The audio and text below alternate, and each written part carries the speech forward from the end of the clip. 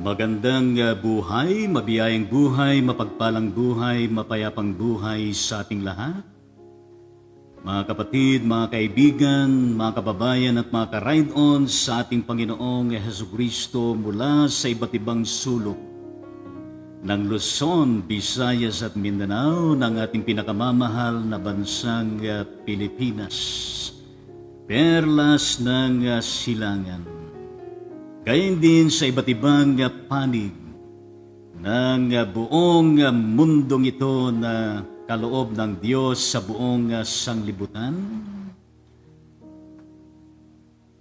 Ang abang lingkod ng Diyos, Bishop Lito Tangonan, ay narito muli upang pangunahan ng episode 201 ng Ride On Ministry.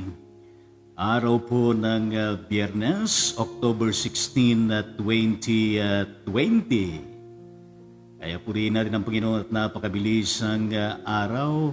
At bukas Sabado, Linggo na naman at malapit na po ang selebrasyon ng Pasko. Ilang araw na po lamang ang darating at lilipas ay magdiriwang tayo ng kapanganakan ng ating Panginoon. Kaya patuloy po natin na yan ay abangan at patuloy natin lalo nating tayong napapalapit sa banal na presensya ng ating Panginoon at lalo tayong na-excite sa araw-araw.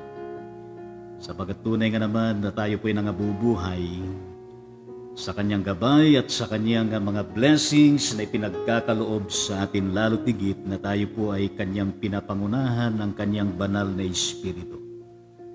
Kaya tayo po ay magpuri sa pagkakataon na ito sa banal na presensya ng ating Panginoong Diyos, sapagkat ang tatalakayin natin sa araw na ito ay ang kanyang panalangin sa kanyang Ama.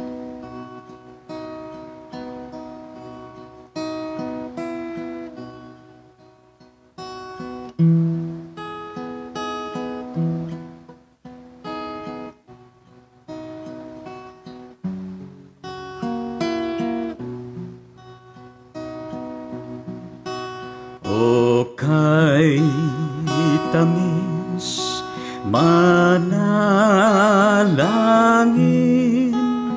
sa Diyos abang mahabagin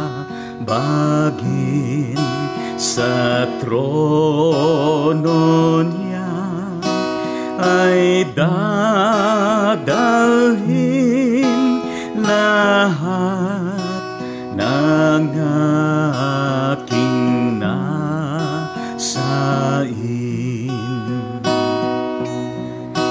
Sa madlang dusa't hilahil kapayapa'y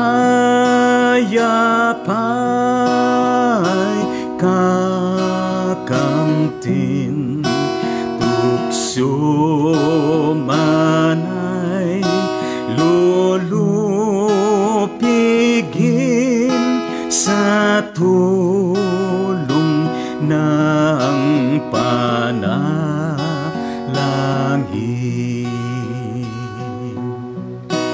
O kay tamis manalangin, galak ng puso'y kakamtin, nag-aalab na damdamin, naghihintay sa pagdating sa dako ng dalanginan. Mukha ng Diyos mamamasdan, buong galak magbabantay, pagsapit niya'y inaasam.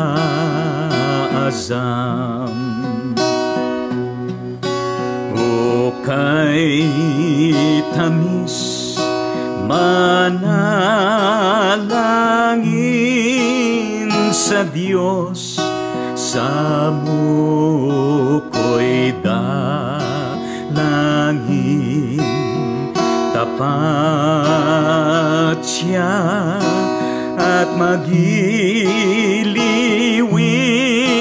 pala niya ay akin. Hahanapin ko siyang tunay, aral niya'y panghahawakan. Kay gandang karanasan, tamis ng panalangin.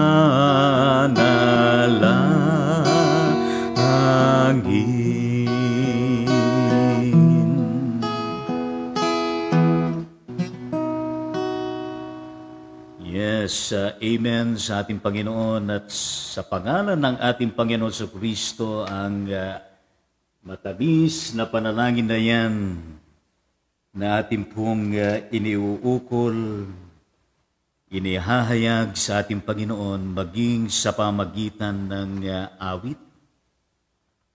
Kaya pinupuri natin, minawalhati ang Diyos na ito, na kung saan ay kailanman ay hindi ho tayo iniiwan sa bawat sandali ng ating mga buhay.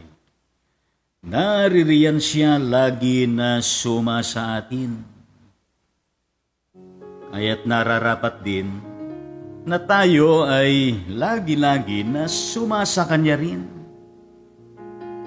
Sa anumang oras, sa lahat ng panahon, saan man tayo naroroon sa mundong ito, anuman ang ating mga pinagkakabalahan. Alam niyo, napakaganda yung himno na yun. Matagal ng himno. Pero magpahanggang sa ngayon ay natatalos ang bawat inihahatid na mensahe. Sapagat yan ay himno ng pananalangin sa ating Panginoong Diyos. Ang atin hong tatalakayin sa umagang ito ay meron pong kinalaman sa mahabang panalangin ni Jesus. Kung meron siyang maikling panalangin, meron din katamtaman, meron ding mahabang panalangin siya.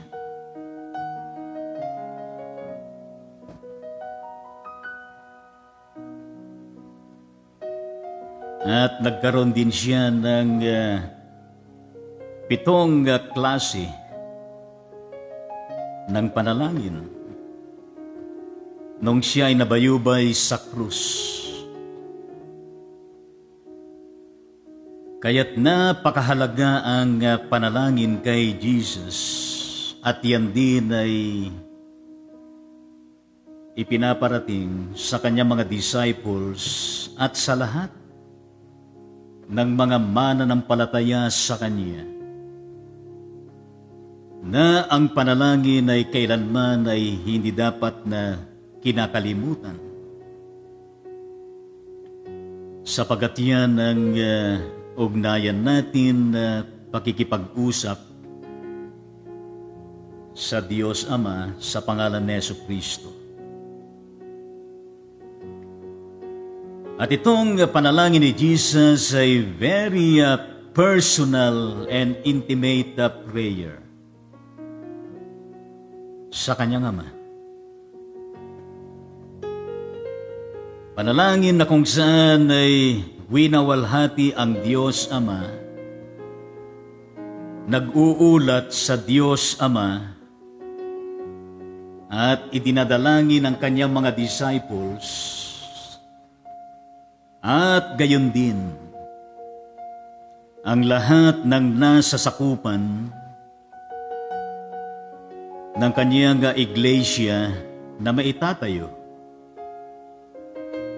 at sa lahat ng mga makikinig sa pangaral ng mga disciples at sa lahat ng kabuuan ng mga Christian na believers. Katulad ninyo, ako at sa lahat ng bumubuo ng kanyang katawan at maging sa mga maidaragdag pa. Nakikilala, manampalataya at susunod sa kanya at gayon din sa kanyang mga salita. Kaya itong Ebanghelyo ayon kay Juan, Kabanatang 17, talatang 1 hanggang 26. Yan ho ay pananalangin ni Jesus, lalo tigit para sa kanyang mga disciples. Kaya kahapon ay napakahalaga yung atin hong tinalakay. Sapagat tunay nga na napagtagumpayan na ni Jesus ang sanglibutan. At marami siyang mga sinabi sa kanyang mga disciples, nang mga iyon ay sinasabi na rin sa atin. Kaya nga ho itong passage na ito, pagkasabi ni Jesus, ang pananalitang ito, ang ginawa ni Jesus ayon sa verse 1, siya ay tumingala sa langit. Siya ay tumingala sa langit pagkatapos ay pinasimulan niya ang kanyang panalangin hanggang sa dulo nito.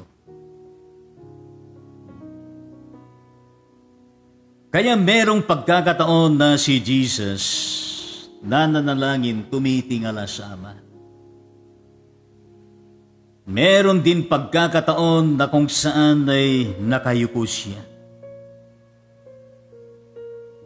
May pagkakataon sa panahon nga ng kanyang pagkapako sa krus na nananalangin siya na nakaganon sapagkat siya ay nakapako sa krus.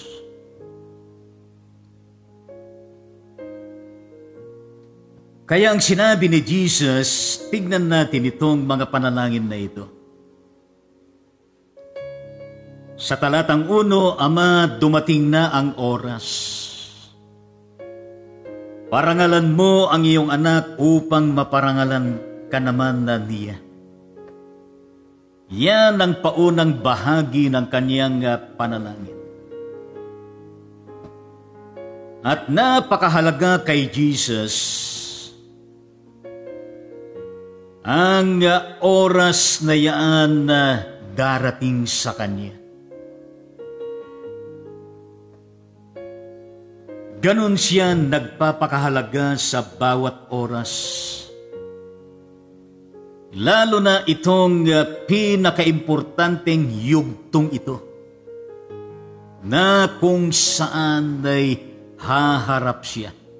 Sapagkat bukas, ang tatalakayin na natin ay yung si Jesus ay dinakip. Kaya sa atin po, napakahalaga yung ating pananalangin na kung saan sa mga pasimula ng ating mga panalangin ay tunay nga naman na inilalaan natin ang oras natin sa Kanya. Tumitingala tayo sa Kanya, nakafocus ang ating puso at isipan at buong katauhan na nagpupuri, sumasamba sa Ama. Ang kaakibat niyan ay pinaparangalan natin ang Diyos Ama. Every time that we indeed come into the presence of the Lord Jesus Christ, we really praise Him, worship Him, and lifting up His name. And in the lifting and pararangalan ang Diyos Ama, at the same time napaparangalan din ang kaniyang anak at gayon din ang anak ay pinaparangalan. Ang bawat lumalapit sa Kanya, bawat nananalig sa Kanya, naniniwala sa Kanya. Kaya yung mangyayaring kaganapan ng pagdakip, pagpapahirap, pagpako kay Jesus sa krus hanggang siya ay mamatay. Dito pa lamang, bago sumapit yung kaganapan ng kautusan, tumitingala siya sa Diyos Ama na nanalangin. Doon pa lamang. Sa bagay, maging sa pasimula ng kanyang pagkakasugo at maging sa panahon ng kanyang eksistensya, pagkakalika ng lahat ng bagay sa mundong ito, ay napaparangalan na niya ang kanyang anak. At nitong napakalupit, napakahirap na kanyang dadaanan, diyan ipararanas ng Diyos Ama ang pinakamatindi na pagpaparangal ng Diyos Ama sa kanyang anak, upang sa mangyayari sa kanya ay mapaparangalan din niya ang kanyang Ama. Kaya nga ho ang sinabi ni Jesus sa kanyang panalangin sa talatang 2, sapagkat pinagkalooban mo siya ng kapangyarihan sa sangkatauhan upang maibigay, upang magbigay ng buhay na walang hanggan sa lahat ng ibinigay mo sa Kanya. Ang tinutukoy ni Jesus dito ay mismo siya na pinagkalooban ng Ama ng kapangyarihan sa sanglibutan.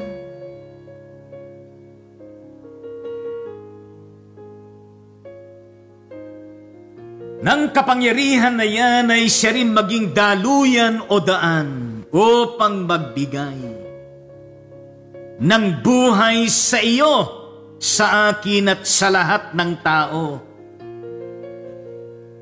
na maniniwala, sa sampalataya at tatanggap sa Kanya bilang Panginoon at tagapagligtas, at naniniwala hanggang wakas na ang Diyos Anak ay mula sa Kanyang Ama. A time for Jesus to appreciate all of this. Nakaloob ng Diyos sa Kanya, nakapangyarihan, at pagkakaloob ng buhay na walang hanggan.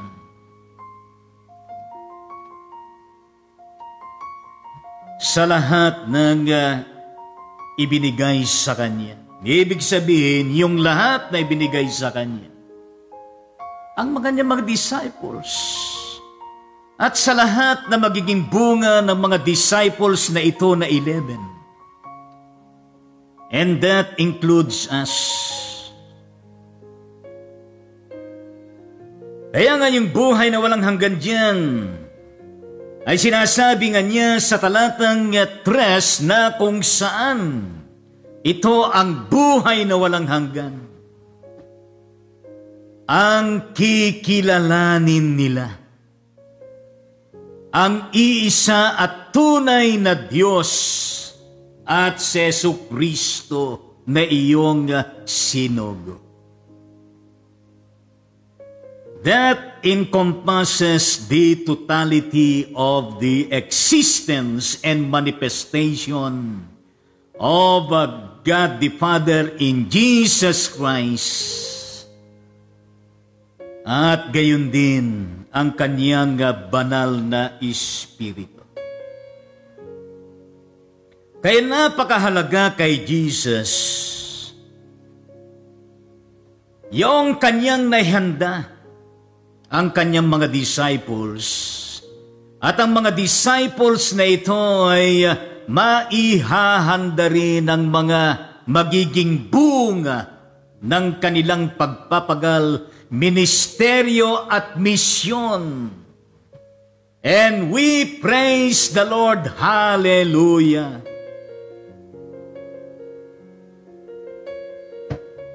At kung saan-saan ang narating nito, hanggang sa atin,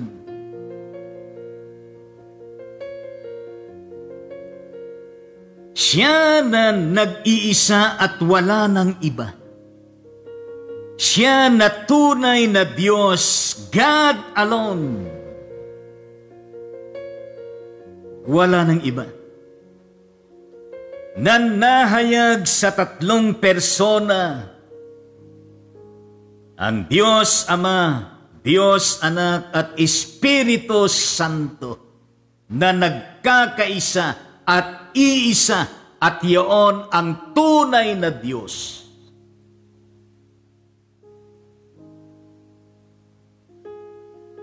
Sana ho, yan din ang ating patuloy na affirmation of faith.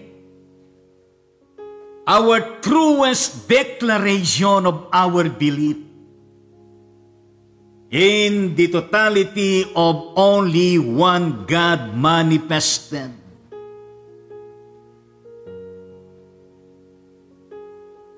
Sa ating lahat sa buong mundong ito. Alam niyo dito, si Jesus sa kanyang panalangin ay parang baka nag-uulat siya sa Diyos Ama. Nag-uusap na so intimate. Very transparent siya sa kanyang Ama. At taus-pusong kanyang ibinubulalas lahat.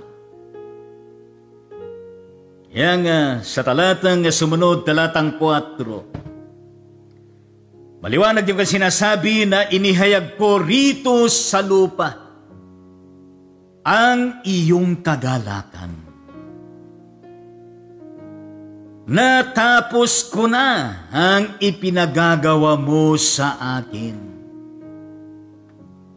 Natapos ko na. At doon sa bundok ng Kalbaryo, samantalang siya ay nakapako sa krus, doon ay masusumpungan natin ang kanyang mga salita na kung saan ay sinabi niya naganap na. Natapos na. Sa English, it is finished. At sa Ilocano, nalpasan. Nalpasan. Kaya nga mga kapatid at mga ka-ride on sa ating Panginoon, dapat lagi natin ma-capture, ma-experience yung kahayagan ng Diyos sa pamagitan ng Kristo sa kalupaan sa ating lahat. Yung the fullness of joy in Jesus Christ from His Heavenly Father. Ang kagalakan na kung saan ay hindi natin masayod, masukap ang lalim nito at lawak nito. Pero ang sinamang kumikilala sa Kanya, tumatanggap sa Kanya, sumusunod sa Kanya. The taste of joyfulness in the Lord, and of His words and the manifestation, concrete acts of His Holy Spirit, ipinapatikim, ipinapalasap niya sa atin. Kaya nga sa gitna ng anumang kaganapan sa buhay natin ay sisikapin natin na iyong inihayag niya sa kalupaan na ito sa atin ay lagi natin makita at maranasan siya na pinupuno tayo ng kagalakan.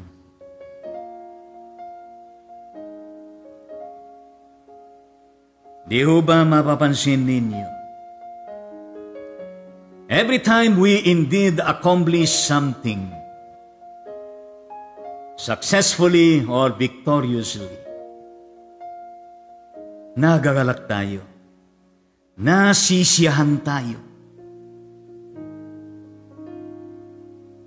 At sinasabi natin na, ay, praise the Lord, hallelujah, natapos ko na. Ang ipinapagawa sa akin sa buong maghapon na ito. Di ba nakakaramdam tayo ng kagalakan? Pero sa ating kalagayan ay hindi ibig sabihin natapos na ang lahat. And even in the life of Jesus Christ, as far as His life, ministry, and mission, His sufferings and death on the cross, hindi ibig sabihin na matatapos na lahat sapagkat mayroong ipagpapatuloy na gagawin upang lalong maparangalan ng Ama at upang ang Ama ay lalong mapaparangalan ng anak at gayon din ang anak ay mapaparangalan ang lahat ng mga nananalig sa Kanya. Kaya nga sa talatang 5, ang karugtong ng kanyang panalangin na nagamit yung salitang kaya. Kaya Ama, ipagkaloob mo sa akin ngayon ang karangalang taglay ko sa piling mo bago pa likhain ang sanglibutan.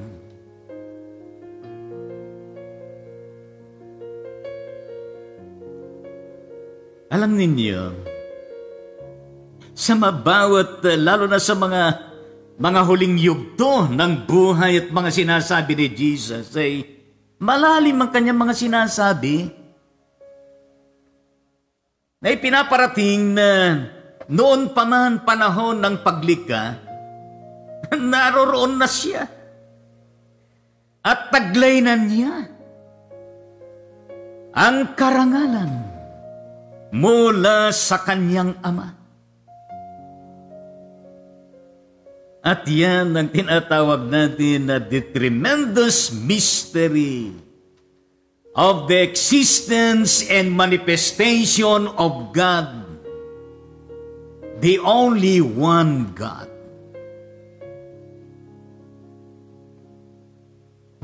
That it is only in the context of our living faith and trust and obedience to Him and to His words that we can indeed fathom the depths and wideness of all of these manifested mysteries of God.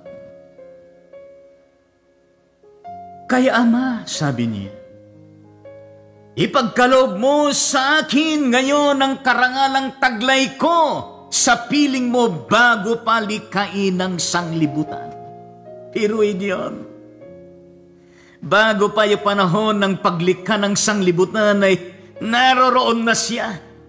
Sapagkat siya mismo ay siya rin yung Diyos Ama at ang Diyos Ama ay siya rin yung kanyang manifestasyon sa pamagitan ng Diyos Anak at gayon din ang kumikilos magpahanggang sa ngayon na Espiritu Santo.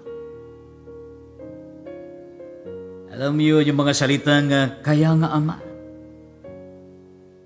Very intimate na pakikiupag-usap sa kanyang Ama. Nandun ang paglalambing sa Ama. Nandun ang pagsusumamo sa Ama. Nandun ang pagkamalapit sa Ama at nandun ng wagas at tunay na pag-ibig niya at pakikiisa sa Ama.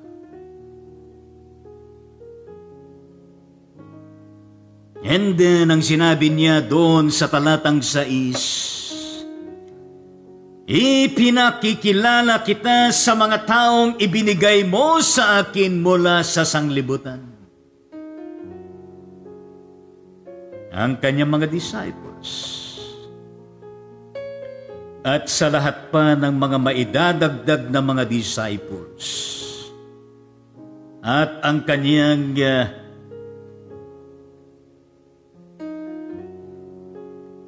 sinabi sa Ama bilang ano bang tawag yung kapag umuutang ay merong kalimutan ko yung tawag na yun.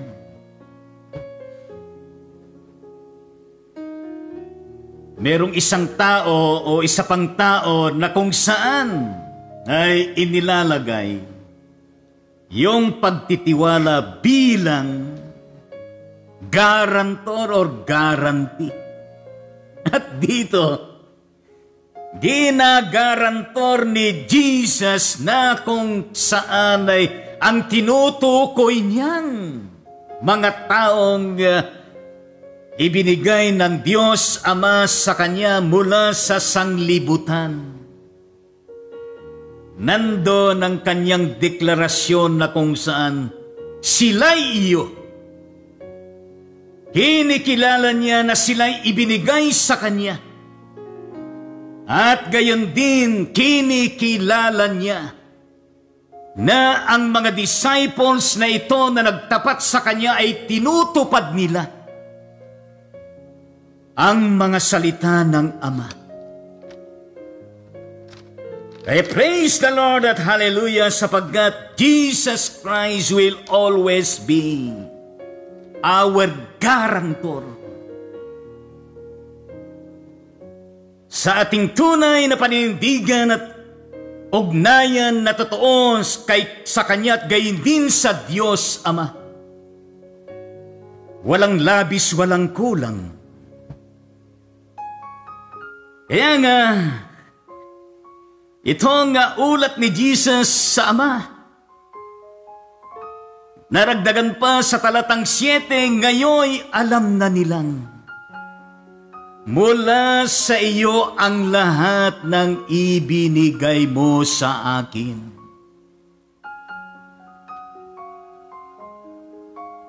At sa talatang 8, sapagkat itinuro ko sa kanila ang lahat ng aking nabatid sa iyo at tinanggap naman nila.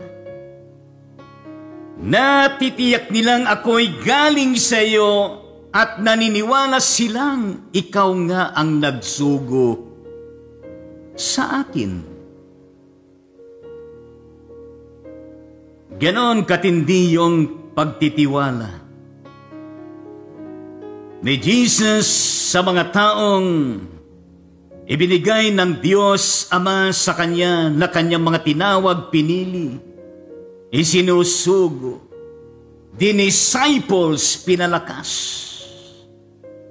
Bagaman darating din yung panahon nga na magkawatak-watak sila, magkakanya-kanya sila ng latat. Pero sila'y mabubuklod muli ng Diyos sa pamagitan ng Kanyang banal na Espiritu na tagapayapa at tagapagbuklod upang sila ay magpatuloy. Kaya diyan na ipinaparating sa atin the importance of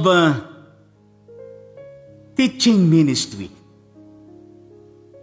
The importance of Christian education and Christian discipleship. And of course, even the ministry of Christian stewardship. Kaya napakahalaga yan. na tayo bilang mga pastol ng Panginoon, kinakasangkapan niya. Do you believe that, my dear guys in the Lord Jesus Christ? In many forms, in many ways, kinakasangkapan tayo ng Panginoon. Kung tayo ay mga parents, meron tayong tungkulin. Sa loob ng tahanan, sa mga anak, pinapastulan natin sila, tinuturuan natin sila, sinesermonan sila, ginagabayan sila, ginagawa natin lahat ang makabubuti para sa kanila. Kung tayo isang opisyal sa isang bayan, sa isang munisipalidad, barangay, meron tayong malawak na gampanin at gayon din sa mas malawak pa. Kapag tayo'y merong katungkulan sa loob ng iglesia, nandun din na kung inaasahan sa atin ang gampanin natin ng pagtuturo, paggabay at sa lahat na maaari nating gawin. Nang sa kanyang kalooban at gayon din sa pamagitan ng iba't ibang mga talents na ibinigay, pinagkatiwal ng Diyos sa atin. Kaya nga katulad ni Jesus ay dumarating din sa pagkakataon sa ating mga buhay na sa ating pakikipagbuno sa ating mga duties and responsibilities as far as our respective ministries and missions that we are doing. Tayo ay nagagalak, naliligayahan kapag nakikita natin, namamasdan natin na nagbubunga ang lahat ng ating mga ginagawa. At iniuulat natin sa ating Panginoong Diyos na kung saan batid mo na, O Diyos, ng aking mga pinapastulan ay handa na. Batid na nila lahat. Alam na nila lahat ang mga sinasabi at gayon din ang paniniwala tungkol sa iyo na ikaw nga ang nagsugo sa akin kay Jesus. Kaya nga kung sa secular world, merong graduation sa nursery, graduation sa kindergarten, graduation sa elementary, sa high school, sa college, at gayon din pag hindi pa nasiyahan, gusto mo pang mag-level pataas, katapos ng masteral, PhD, iba DD, maraming D. Pero sa larangan po ng spirituality, sa spiritual na mundo, sa ating Diyos Ama sa pamagitan ng si Kristo, wala hong graduation ng pag-aaral, kundi nagpapatuloy lagi ang ministeryo ng pagtuturo, pag-aaral sa mga salita ng ating Panginoon. At habang yan ay lagi natin ginagawa, lalo natin nahahalukay ang lalim at gayon din yung pinakamalalim pa na yugto ng ibabaw na lalim at maging salawak ng mga ito. Laging mga bagong mga mensahe dinadala ng Panginoon sa atin. Laging merong revelasyon ng Diyos.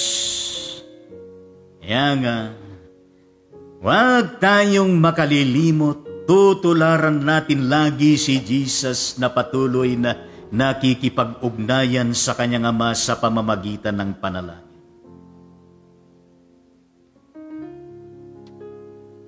At sa talatang 10, ang kanyang sinabi sa kanyang panalangin ay idinadalangin ko sila hindi ang sanglibutan, kundi ang lahat ng ibinigay mo sa akin sapagkat sila'y iyo. Piriin niyo yan na ministry ni Jesus sa kanyang panalangin na kanyang idinadalangin. ang lahat ng ibinigay pinagkatiwala sa Kanya. Sapagkat ang Kanyang paniwala ay ang lahat sila.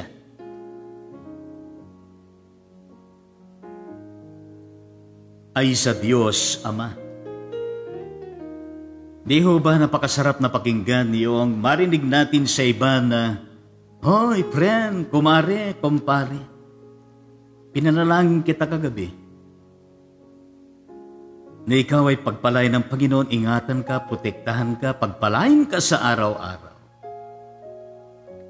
Di ho ba sa taong binahaginan ng ganon ay napakasarap yung pakiramdam? At gayon din kapag nababasa ko diyan sa mga comment nyo na God bless you, Bishop. Keep safe and healthy. God bless Ride On Ministry ay iba yung pakiramdam. Nagagalak na sisiyahan. Kaya nga ho sa ating mga panalangin ay hindi ho lamang sana'y pinapanalangin natin sarili natin, kundi ipinapanalangin din natin ang mga iba, lalo na ang mga nasa hanay ng mga nananalig sa tunay at nag-iisang Diyos kay Kristo Jesus.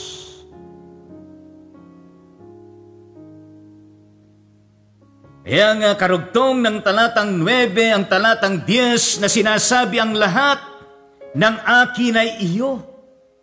At ang lahat ng iyo ay akin at pararalanganan ako sa pamamagitan nila. Hallelujah at praise the Lord sa mga katagang iyan.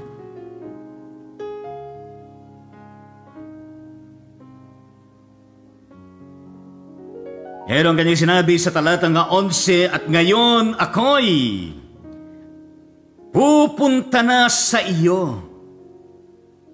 Aalis na ako sa sanglibutan, ngunit nasa sanlibutan pa sila. Pagkatapos ang kanyang sinabi, Amang banal. Amang banal.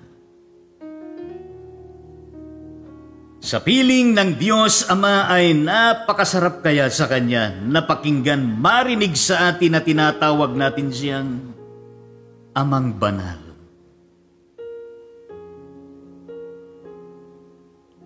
Ingatan mo sila sa pamagitan ng kapangyarihan ng iyong pangalan.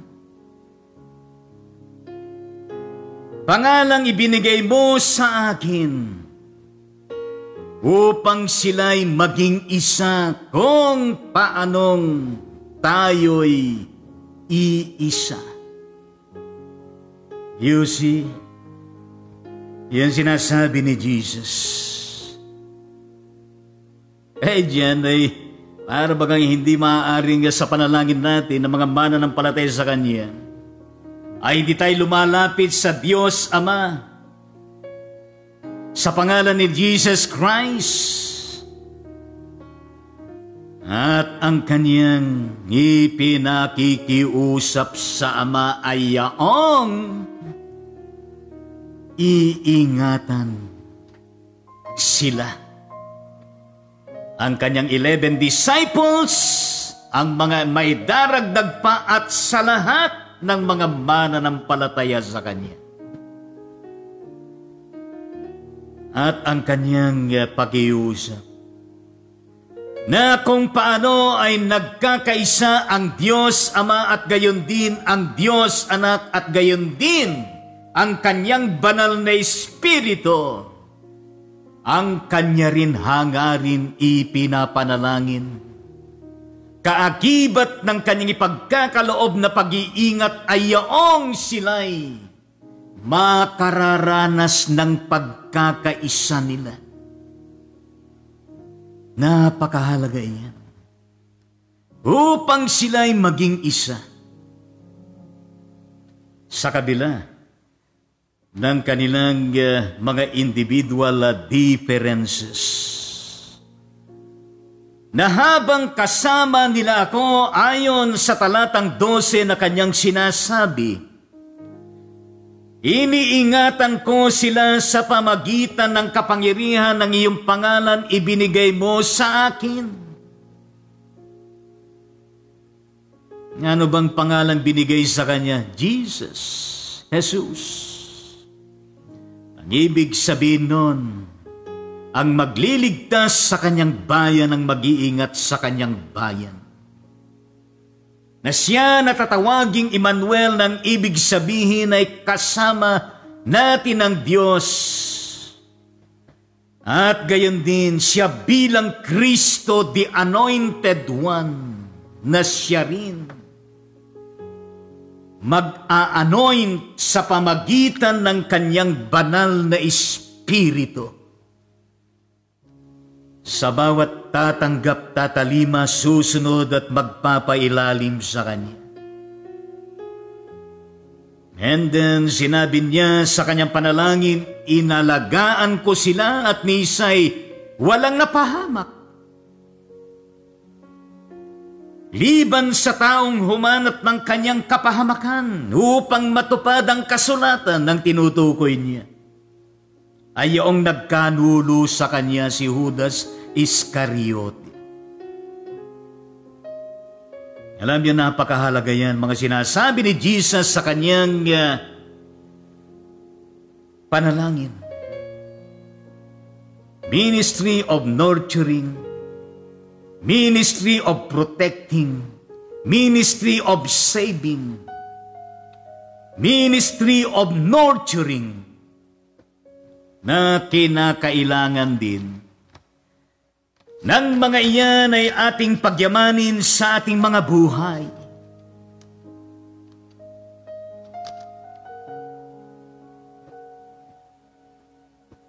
At sa talatang 13, ngunit ngayon ako'y pupunta na sa iyo at sinasabi ito habang ako'y nasa sanglibutan, upang mapuspos sila ng aking kagalakan. Inisip lagi at lagi ang kapakanan ng kanyang mga disciples. Nang malubos at mapuspos sila ng kanyang kagalakan. At sila naman na punong-puno ng kagalakan, ay magiging daluyan din sila ng ikagagalak ng sino man na magiging bunga ng kanilang pakikipag-isa sa Panginoong Hesukristo at gayon din sa kanilang matapat na paggawa at pag-ibig. At sa talatang 14, naibigay ko na sa kanila ang iyong salita. At kinapuutan sila ng sanglibutan, sapagkat hindi na sila makasanlibutan tulad kong hindi makasanlibutan. Nasabi ni Jesus ng kanyang mga disciples, 11 disciples, ay nabago na ang kanilang mga puso't isipan. At nakatitiyak siya na sila'y tunay na mga nananalig, naniniwala, sumasampalataya, sumusunod sa Kanya. At iniwan na nila ang sanglibutan, makansanlibutan na pamumuhay. Kaya nga naman ang mga disciples na iniwanan nila, pati pamilya nila, pati trabaho nila. Nakatulad ni Jesus na hindi siya makasanlibutan. Pero ang kanyang pakiusap sa kanyang ama, talatang 15, hindi ko idinadalangin alisin mo sila sa sanglibutan, kundi iligtas mo sila sa masama.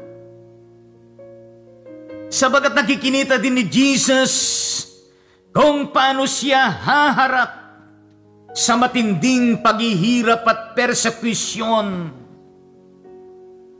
Nadadanak ang kanyang dugo at siya ay lilisan sa daigdig na ito sapagkat siya'y papaslangin sa pamagitan ng malupit na pagpaslang sa kanya.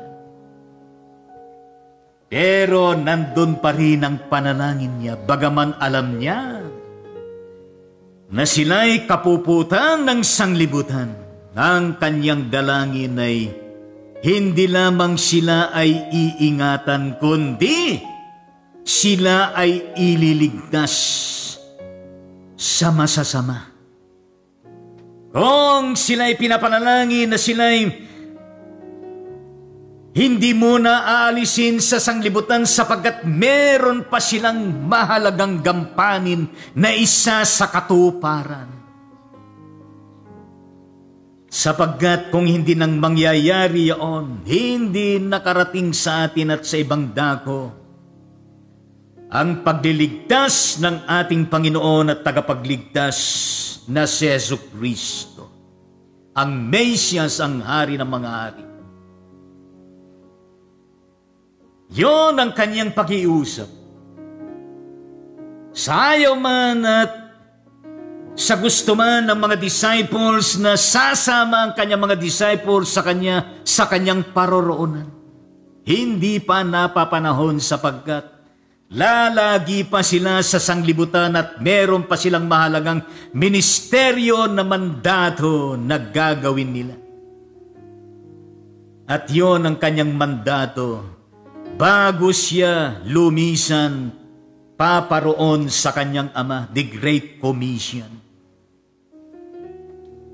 Kaya sila po ay itinalaga ng ating Panginoon. Kaya nga sa talatang 16, ang kanyang sinabi sa kanyang panalangin, itinalaga mo sila sa pamagitan ng katotohanan. Ang salita mo'y katotohanan, ng pagkakatalaga sa kanila ay sa pamamagitan ng katotohanan na nagpapalaya. At ang katotohanan na yan ay nahayag, at yan nga yung sinasabi sa banal na kasulatan na si Jesus mismo ang nagsabi na siya ang tunay na daan, ang katotohanan at ang buhay, at walang makaparoroon sa Ama kundi sa pamamagitan niya.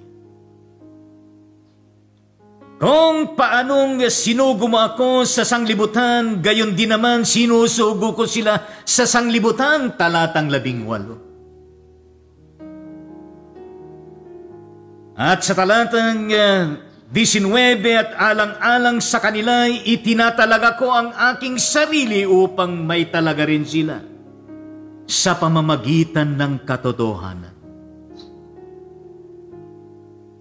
Kaya nga ho, dito natin makikita na ang Diyos ay buhay.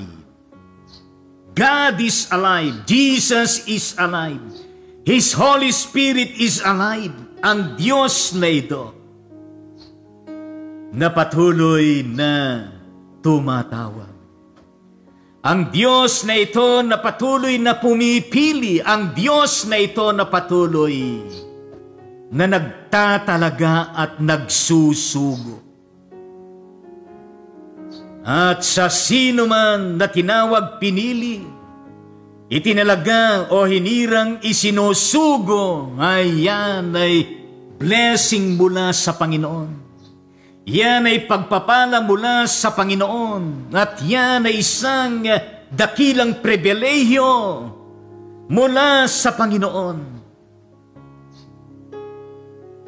Kaya ho, we praise the Lord and hallelujah sapagkat tayo po ay bahagi ng kanyang mga tinawag, ng kanyang mga pinili. Tumugon tayo at tayo ay kanyang itinalaga at tayo ay kanyang isinusugo sa papamagitan ng katotohanan. Pinakamataas na larangan ng pagkakatawag, pagkakapili, pagkakatalaga, pagkakahirang, pagkakasugo, sapagkat ang gumagawa niyan ay ang kataas-taasan, walang makapapantay sa Kanya.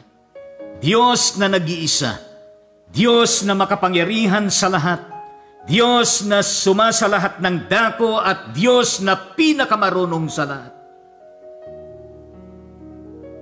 And we praise the Lord sapagkat hindi lamang ang kanyang mga 11 disciples ang kanyang tinutukoy ipinapanalangin. Kasama ba tayo? Sa talatang 20 sa kanyang panalangin, hindi lamang sila ang idinadalangin ko, kundi pati ang mga mananalig sa akin dahil sa kanilang pahayag. You see, praise the Lord. Hindi lamang nakalimita sa kanyang 11 disciples, kundi pati ang bawat mananalig sa kanya. Dahil sa kanilang pahayag, at diyan tayo kabilang. Palakpakan natin ang Panginoon. Hallelujah at praise the Lord. Tayo rin ay bahagi ng ipinapanalangin ng Panginoong Jesucristo. Pero ang kanyang pag-iusap ayon sa talatang 21, maging isa nawa silang lahat, Ama. Maging isa nawa silang lahat, Ama. Kung paanong ikaw ay nasa akin at ako'y nasa iyo, gayon din naman. Maging isa sila sa atin upang maniwala ang sanglibutan na ikaw ang nagsugo sa akin. Yan ang panalangin, hangarin ni Jesus, yaong maging isa. Talatang 22, ang karangalang ibinibigay mo sa akin ay ibinibigay ko sa kanila upang sila'y ganap na maging isa. Gaya nating iisa. Talatang 23, ako'y nasa kanila at ikaw ay nasa akin upang lubusan silang maging isa. At sa gayo'y makikilala ng sanglibutan na sinugo mo ako at sila'y iniibig mo, katulad ng pag-ibig mo sa akin.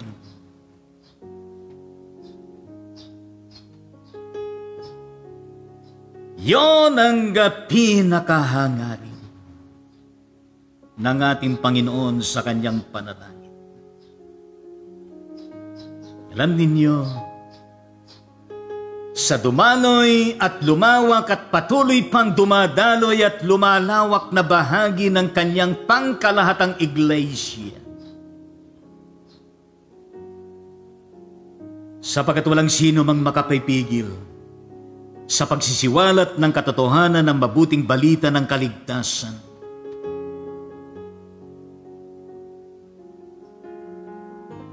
Ang katotohanan dito na hinahangad ng Panginoon. Isang katawan ni Jesus, napakaraming mga denominasyon, napakaraming mga Christian fellowship para churches. Pero ang panalangin ni Jesus, para bang nakikita natin in the ecumenical world of the context of Christianity, there should always be an avenue for all of this existing from the body of Jesus Christ na anumang pangalan ng church, anumang fellowship group, anumang para-Christian church na pangalan, ay meron laging espiritu ng magiging isa. Isang focus ng ating ministeryo, isang focus ng ating pinaniniwalaan. Meron tayong iisang Diyos na buhay na hayag. Sa Diyos Ama, Diyos Anak at Espiritu Santo. At ito ay sa konteksto na kung saan, kung paano ang Diyos Ama ay kaisa ang Diyos Anak at gayon din ang Diyos Anak kay kaisa ang Diyos Ama at gayon din ang Diyos Ama at Diyos Anak kay kaisang Espiritu Santo at gayon din ang Espiritu Santo kaisa, nagkakaisa silang lahat.